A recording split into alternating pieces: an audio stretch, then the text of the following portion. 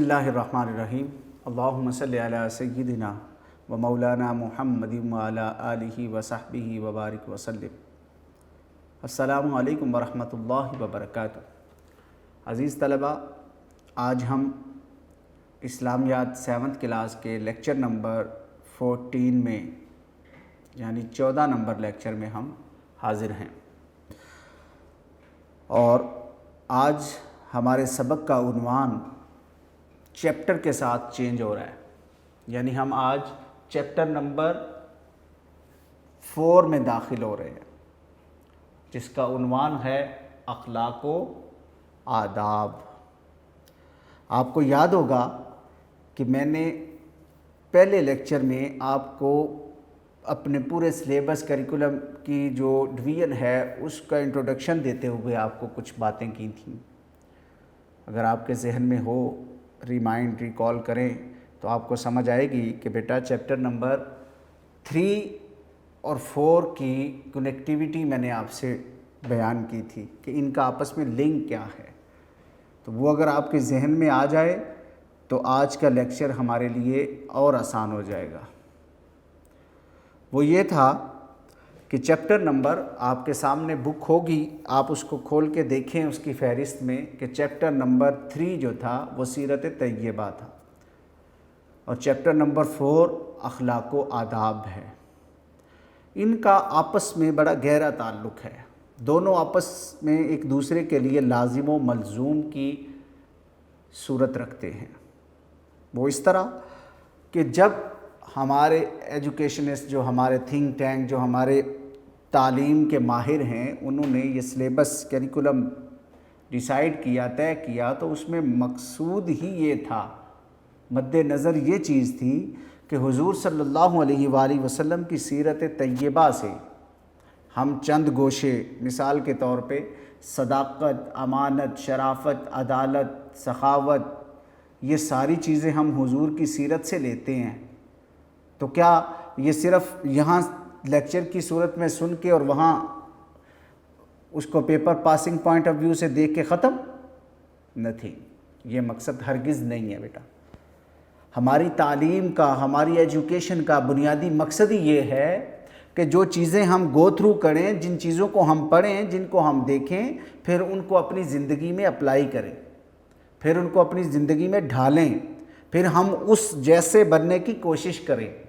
یہ بنیادی مقصد ہے تعلیم کا، اس حصول کی خاطر ہے دراصل تعلیم، اور پھر اسی کی خاطر خصوصی طور پر آپ کے لیے سیرت طیبہ رکھا گیا، اور اس سیرت طیبہ میں حضور صلی اللہ علیہ وآلہ وسلم کی لائف سے، آپ کی حیات طیبہ سے آپ کے لیے گوشے لائے گئے، مختلف جو ہے اینگلز کے ساتھ آپ کی سیرت کو آپ کے سامنے رکھا گیا۔ اور پھر اس کے بعد آج جو ہم چیپٹر نمبر 4 کے تحت باب چہارم میں جو ہم اخلاق و آداب پڑھنے جا رہے ہیں، یہ بھی دراصل ٹائٹل ہے میجر۔ اس کے اندر جو ہے وہ ساری چیزیں آئیں گی جو ہمیں اپنی لائف میں ہمیں اس کی ریفلیکشن نظر آنی چاہیے۔ اخلاق و آداب میں ہم سخاوت کی فضیلت اور بخل کی مذمت، آج جو ہمارا سبق بھی ہے سخاوت ہے، یہ اس سے میانہ روی، مساوات، محنت کی عظمت، ماحول کی آلودگی اور اسلامی تعلیمات، حقوق العباد، رشتہ دار، مہمان اور مریض، یہ ساری چیزیں وہ ہیں جو ہم نے حضور صلی اللہ علیہ وآلہ وسلم کی حیات طیبہ سے لینی ہے، آپ کی زندگی سے ہم نے ماخوذ کر کے، پڑھ کے، سمجھ کے، پھر خود پر اپلائی کرنی ہے۔ یعنی حضور صلی اللہ علیہ وآلہ وسلم کی ذات سے ہم نے صداقت پڑھا، تو ہمیں خود میں سچائی کو اپلائی کرنا ہے، خود بھی اپنے آپ میں سچے ہونا ہے۔ حضور کی ذات سے ہم نے امانت پڑھا تو ہمیں خود بھی امین بننا ہے۔ حضور کی ذات تو وہ اعلیٰ صفات تھی کہ آپ کے بدترین دشمن بھی آپ کو صادق اور امین جانتے اور مانتے تھے، اس کا اظہار کرتے تھے۔ تو ذرا ایک لمحے کے لیے ہم سوچیں کہ ہم جس حضور کے امتی ہیں، جن کی سیرت کو ہم پڑھ رہے ہیں، جن کی سیرت اور جن کے کردار کو ہم سٹڈی کر رہے ہیں، اگر اس کے بعد بھی ہماری لائف میں وہ چیزیں نہیں آتی تو ہم کہاں کھڑے ہیں؟ ہم کیا پڑھ رہے ہیں، کیا کر رہے ہیں؟ پھر حضور صلی اللہ علیہ وآلہ وسلم کی ذات سے ہم حسن خلق پڑھتے ہیں تو ہمیں بھی اپنے اخلاق میں جو ہے وہ کامل ہونا چاہیے۔ ہم حضور کی ذات سے صلہ رحمی پڑھتے ہیں تو ہمیں بھی اپنے رشتہ داروں کے ساتھ جو ہے وہ صلہ رحمی کرنی ہے۔ ہم حضور کی ذات سے عدالت پڑھتے ہیں تو ہمیں بھی لوگوں کے ساتھ انصاف کا معاملہ کرنا چاہیے۔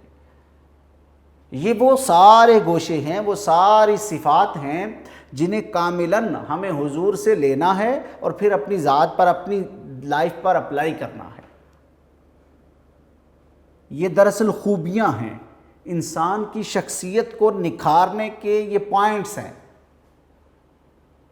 آپ جنرلی اس کو ایک سائڈ پہ رکھیں، آپ جنرلی سوچیں، ہمارے ہاں جو ہم لوگوں کے ایکشن ری ایکشن دیکھتے ہیں، لوگوں کو لائف گزارتے ہیں، اپنے سامنے دیکھتے ہیں، ہم بھی اسی معاشرے کا فرد ہیں نا۔ تو اس معاشرے کا فرد ہونے کے ناطے ہم لوگوں کو دیکھتے ہیں، ہمارے ہاں یہاں اس کی پکچر بنتی ہے۔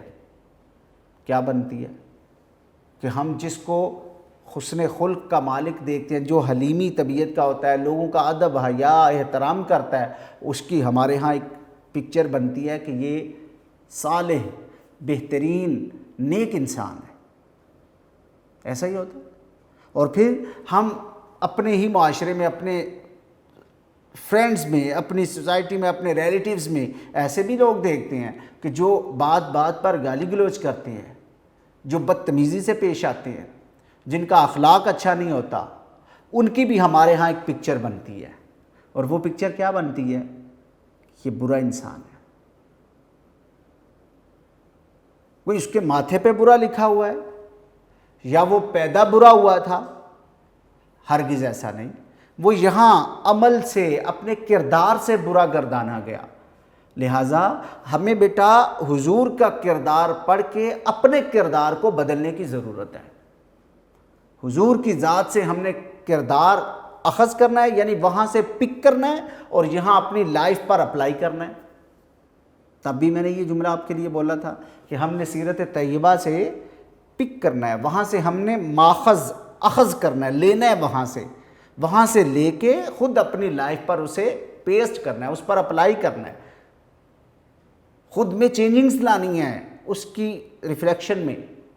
تو جب وہ چینجنگ آئیں گی تو پھر آپ میں سے بیٹا ہر بچہ اپنے ماں باپ، اپنے ریلیٹیوز، اپنے اساتذہ، اپنے متعلقین کی آنکھ کا تارا بن جائے گا۔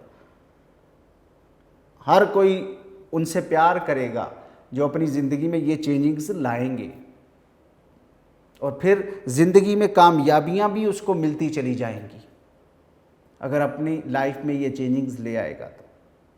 تو آج ہم اخلاق و آداب پڑھنے جا رہے ہیں۔ مختصر سا تعارف اخلاق و آداب کا دیا ہے، پھر اس کے بعد سخاوت کی فضیلت اور بخل کی مذمت پر ہم آتے ہیں۔ یہاں چیپٹر 4 میں کہتا ہے، تعارف پیش کر رہا ہے اخلاق و آداب کا۔ اسلام نے تعلیم و تربیت اور درس و تدریس کے ذریعے معاشرے کے افراد میں اعلیٰ اخلاقی اوصاف پیدا کرنے کا انتظام کیا ہے، جن سے وہ معاشرے کے بہترین اور مفید رکن بن سکیں۔ اخلاق و آداب کا تعلق معاشرتی زندگی سے ہے۔ اس باب میں طلباء کے لیے عملی و معاشرتی زندگی متوازن اور خوبصورت انداز میں گزارنے کے حوالے سے معلومات دی گئی ہیں۔ اسلام کا مقصد ایک ایسا معاشرہ تشکیل دینا ہے جو اعلیٰ اخلاق و آداب سے مزین ہو۔ ان اوصاف میں سے چند کا مطالعہ آپ اس باب میں کریں گے۔ کچھ سمجھ آئی آپ کو؟ یعنی یہ جو پیراگراف ہے یہ ہمیں بتا رہا ہے، اس بات کی طرف متوجہ کروا رہا ہے کہ آپ اسلام کی ترویج و اشاعت سے قبل کے زمانے میں چلے جائیں۔ کس زمانے میں؟ دور جاہلیت میں۔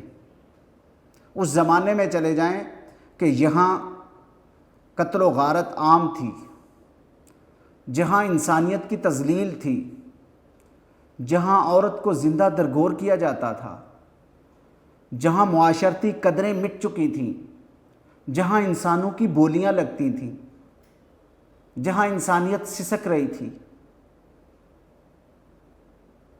جہاں انسانی قدروں کو پاؤں تلے روندا جا رہا تھا۔ یہ پیراگراف ہمیں اس بات کی طرف متوجہ کرتا ہے کہ ایک لمحے کے لیے آپ اس زمانے کو تصور میں لائیں تو جب آپ تصور میں لائیں گے تو الٹیمیٹ آپ کو اس بات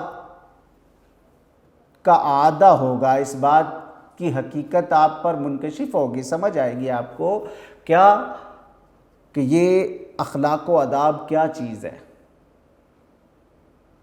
اس سے سوسائٹی میں کیا چینجنگز آتی ہیں، اس سے کیا بھلائی اور بہتری مقصود ہے۔ یہ بیٹا یہ جو چیپٹر ہے یہ دراصل ہماری معاشرتی قدروں کو پامال ہونے سے بچانے کی خاطر ہے، ہماری معاشرتی قدروں کو بہتری کی طرف لے جانے کی خاطر ہے، کہ جب ہم ایک بری سوسائٹی اور ایک اچھی سوسائٹی کا کمپیریزن اپنے سامنے رکھیں گے تو پھر ہمیں سمجھ آئے گی کہ اس دور جاہلیت میں جب حضور صلی اللہ علیہ وآلہ وسلم نے آنکھ کھولی تو اللہ پاک کو مقصود یہ تھا کہ انسانیت کو ڈھارس دے، انسانیت کو قدریں دے، تو وہ حضور کی صورت میں دی۔ جو حضور کا عمل ہے، وہ حضور کا قول ہے، حضور کی ذات ہے، وہ کل اسلام ہے، وہی کمپلیٹ اسلام ہے۔ قرآن بھی حضور کی زبان سے نکلا نا، تو وہی دراصل اسلام ہے۔ تو اس اسلام نے انسانی قدریں جو ہیں وہ بیان کی ہیں۔ اس سے پھر کیا ہوا کہ جس سوسائٹی میں یہ قدریں پروان چڑھیں، جن سوسائٹیوں نے ان کو اپلائی کیا، جن سوسائٹیوں نے ان پر کام کیا، جن سوسائٹیوں نے اس ایجوکیشن کو اپنے ہاں رواج دیا، وہ الٹیمیٹ دنیا میں معروف ہوئیں۔ وہ علم کے مقام میں، وہ ادب کے مقام میں، وہ عزت اور وقار کے مقام میں، وہ ٹیکنالوجی کے مقام میں، ہر جگہ پر انہوں نے اپنا لوہا منوایا۔ اور آپ اگر 1450 سال کی تاریخ کا مطالعہ کر کے دیکھیں تو آپ کو اس میں تاریخ اسلام روشن باب کی صورت میں اور اسلامی شعار، اسلامی شخصیات، پرسنالٹی جو ہے وہ آپ کو نمایاں نظر آئیں گی،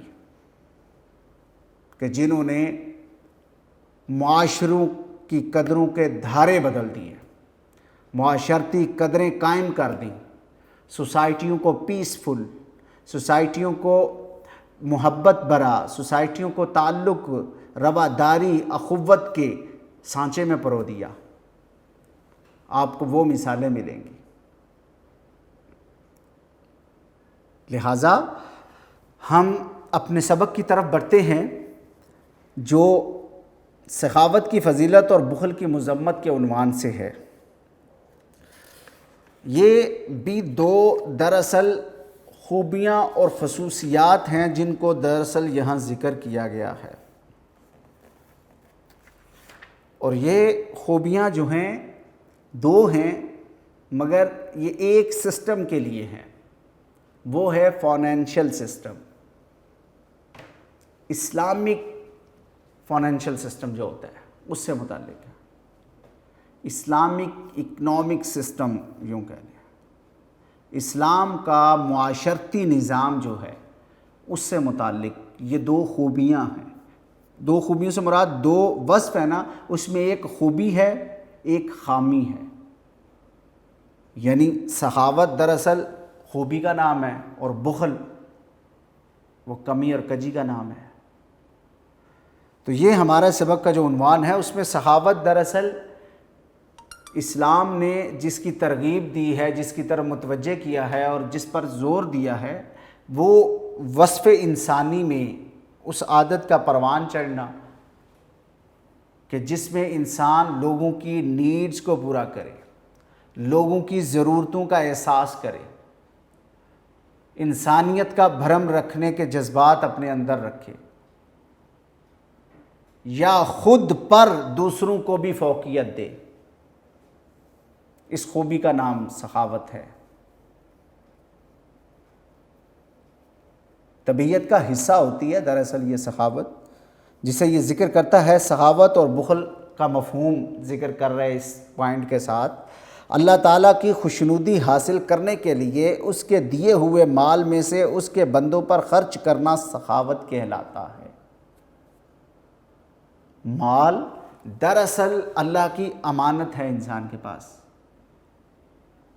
یعنی جب کوئی انسان پیدا ہوا تو اپنے ساتھ مال لے کر نہیں آیا تھا، اور جب جائے گا تو ساتھ لے کر نہیں جائے گا۔ تو طے ہوا کہ یہ یہاں دنیا میں ہی اللہ پاک نے یہ مال عطا کیا، اور اس عطا کرنے میں بھی اسباب پیدا کیے۔ اس نے اسباب، اللہ نے انسان کو صحت دی، انسان کو عقل دی، شعور دیا، حواس خمسہ دیے، تو جس سے اس نے کوشش اور تگودو کر کے مال اکٹھا کیا، جمع کیا، کمایا اپنے لیے۔ ایسے بھی تو لوگ آپ کو ملتے ہیں سوسائٹی میں جن کے پاس مال نہیں ہوتا، یا جن کے پاس یہ خصوصیات و اوصاف نہیں ہوتے، تو وہ محروم بھی ہوتے ہیں زمانے میں۔ مگر اگر اللہ پاک نے دیا ہے تو پھر اس نے اس کی راہ بھی بتائی ہے، اس کا طریقہ بھی بتایا ہے، اس کو یوٹیلائز کرنے کے سورسز بھی دیے ہیں، کس طریقے سے یوٹیلائز کرنا ہے، کیسے اس کا استعمال ہونا چاہیے۔ اللہ تعالیٰ کی خوشنودی حاصل کرنے کے لیے اس کے دیے ہوئے مال میں سے اس کے بندوں پر خرچ کرنا سخاوت کہلاتا ہے، کہ صرف اپنی ہی ذات کو انسان جو ہے وہ نہ ہر طرف سے دیکھے، بلکہ اپنی ذات پر کسی اور کو بھی پریفر کرے، کسی اور کی ضرورت کا بھی احساس رکھے۔ یہ ہے دراصل انسانیت، اور یہ ہے سخاوت۔ سخاوت کے کئی طریقے ہیں، اب ان میں سے انسان کو جو زیادہ فوکس کرنا چاہیے جن لوگوں کو، وہ دیکھ لیتے ہیں۔ مثلا فقراء مساکین کو کھانا کھلانا، یتیموں کی پرورش کے اخراجات برداشت کرنا، بیواؤں کی مالی مدد کرنا، اور رفاہ عامہ کے کام کرنا وغیرہ۔ سخاوت میں دکھلاوا اور نمود و نمائش نہیں ہونی چاہیے، ورنہ وہ ریاکاری ہوگی، اور نہ ہی یہ خواہش ہو کہ لینے والا اچھا بدلہ دے گا۔ یعنی سخاوت اس بات کا نام نہیں ہے کہ آپ اس کو دیں اور اس غرض سے دیں کہ کل کو میرے کام آئے گا، یا مجھے اس سے کوئی غرض اور غایت ہے، کوئی لالچ ہے۔ اگر یہ چیز بیچ میں کار فرما ہوئی تو ہرگز وہ سخاوت نہیں ہے، کیونکہ اس میں لالچ اور طمع اور حرص داخل ہو گئی ہے۔ اور پھر سخاوت میں بہت سارے آج کی سوسائٹی میں جو ڈیولپ سوسائٹی ہیں، جو ترقی یافتہ ممالک ہیں یا ترقی کی طرف بڑھتے ہوئے ممالک ہیں، ترقی پذیر ہی صحیح، مگر ان میں آج جتنی ٹیکنالوجی اور سورسز آ گئے ہیں، اس میں بہت سارے اچھے ذرائع بھی ہمیں ملتے ہیں۔ اس میں بھوکے کو کھانا کھلانا بھی سخاوت ہے، بے علم کو علم دلانا بھی سخاوت ہے، انسٹیٹیوٹ ڈیولپ کرنا بھی سخاوت ہے کہ اس سے انسانیت کو نفع ہوگا، لوگوں کو فائدہ پہنچے گا۔ تعلیمی ادارے بنائیں، فلاحی ادارے بنائیں، تربیتی ادارے بنائیں، تو یہ ساری چیزیں سخاوت کے زمرے میں آتی ہیں۔ بیس ان پر جو ہے وہ یہ ہے کہ انسان کی نیت اور ارادہ پر ہے۔ اللہ کی ذات جو ہے وہ نیت اور ارادہ دیکھتی ہے کہ کس انسان کا کیا مقصد اور کیا ارادہ تھا۔ لہٰذا سخاوت کی بات ہمیں سمجھ آ گئی، اس کا مفہوم۔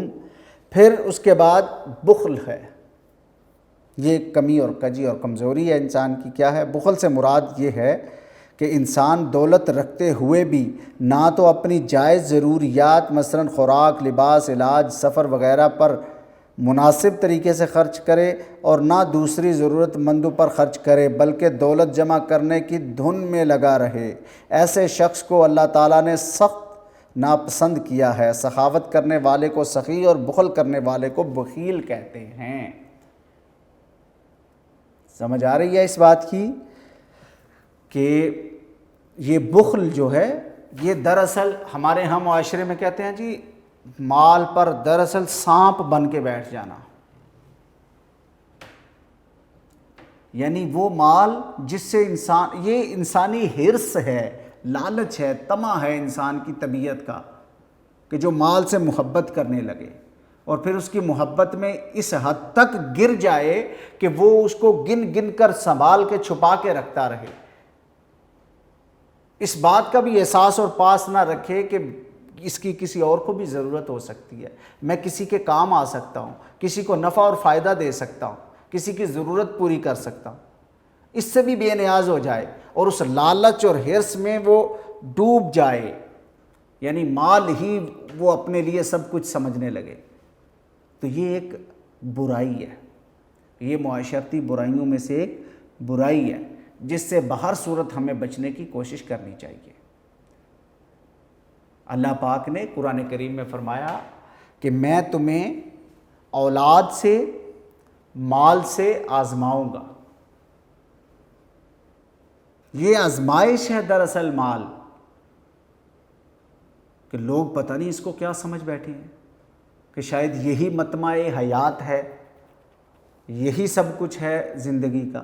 ہرگز نہیں، یہ مال ہی ہے جو انسان کو نجات بھی دلا سکتا ہے اور جہنم رسید بھی کر سکتا ہے۔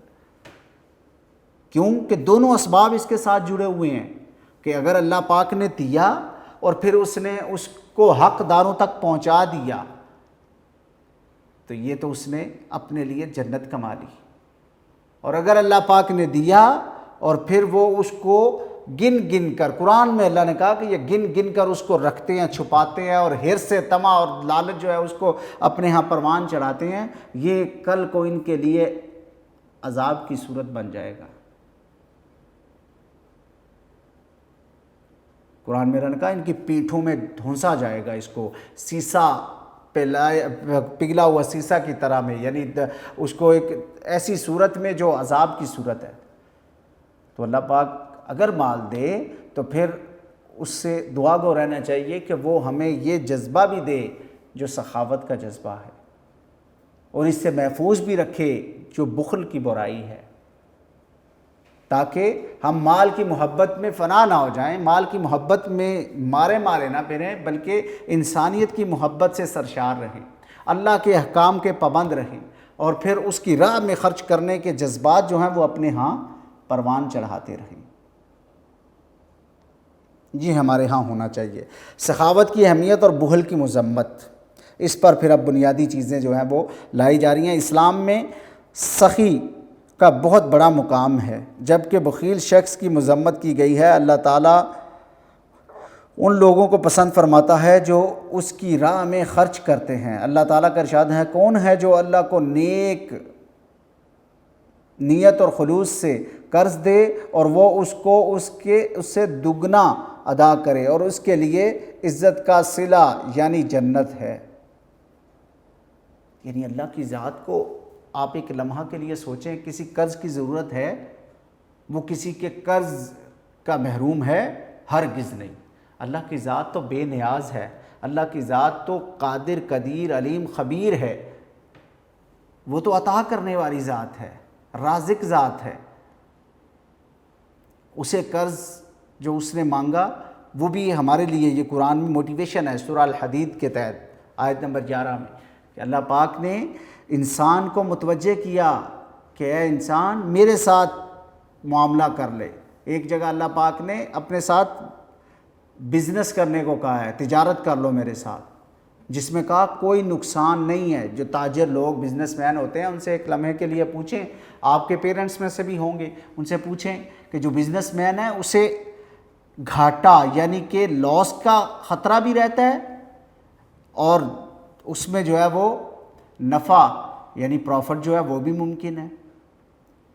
لیکن اللہ پاک نے جس تجارت کی طرف بلایا اس میں کہا کوئی گھاٹا ہی نہیں ہے، کوئی کمی نہیں ہے، بڑھنا ہی بڑھنا ہے۔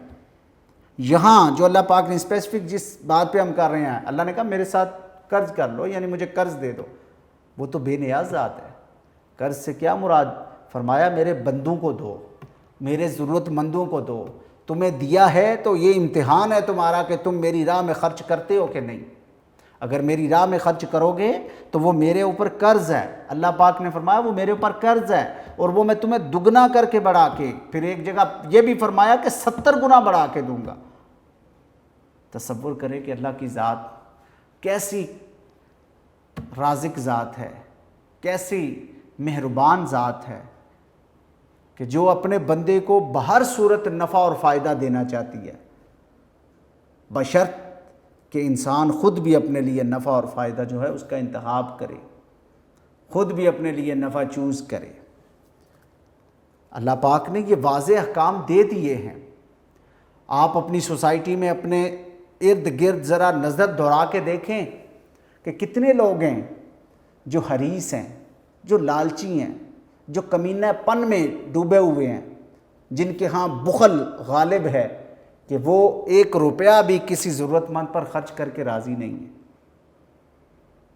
وہ اللہ کی ناراضگی کو مول لے رہے ہیں، اللہ کی ناراضگی کو دعوت دے رہے ہیں، اس کے غضب کو دعوت دے رہے ہیں۔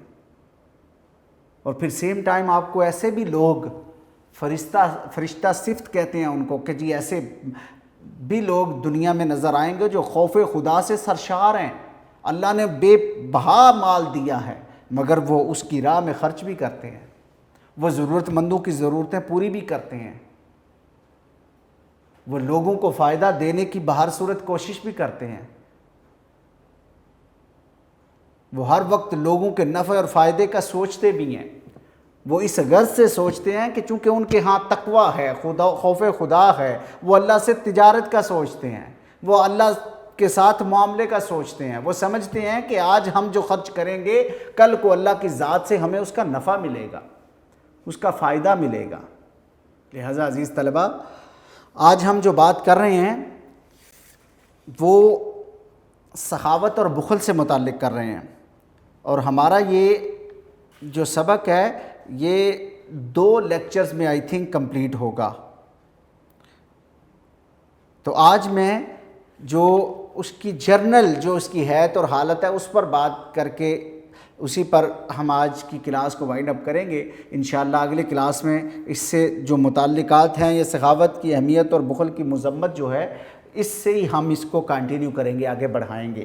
لیکن یہاں آپ کو بتانا مقصود یہ ہے کہ بیٹا جب ہم یہ صفات، یہ خصوصیات، یہ کردار جو ہم یہاں پڑھ رہے ہیں وہ دراصل ہمیں اپنی لائف پر اپلائی کرنے ہیں، ہمیں ریفلیکشن دینی ہے سوسائٹی میں ایسے لوگوں کی۔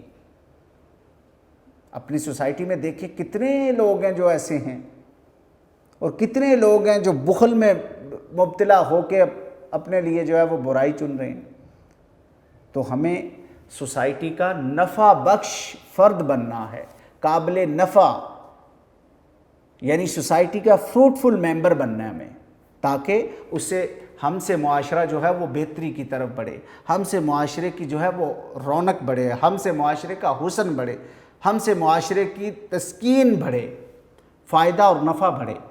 اللہ رب العزت ہم سب کو یہ جو سخاوت اور بخل ہے اس کو سمجھ کے، اخلاق و آداب کو اور سیرت طیبہ کو سمجھ کے اپنی زندگی کا حصہ بنانے کی توفیق عطا فرمائے، ہمیں اس پر کاربند ہونے کی توفیق عطا فرمائے، ہمیں علم نافع کے حصول کے لیے اللہ پاک جو ہے ہر وقت کوشاں رہنے کی توفیق عطا فرمائے کہ ہم علم نافع حاصل کر کے اپنی زندگیوں کو بدل سکیں۔ اللہ رب العزت ہم سب کا حامی و ناصر ہو۔ وما علینا الا البلاغ۔ السلام علیکم ورحمۃ اللہ۔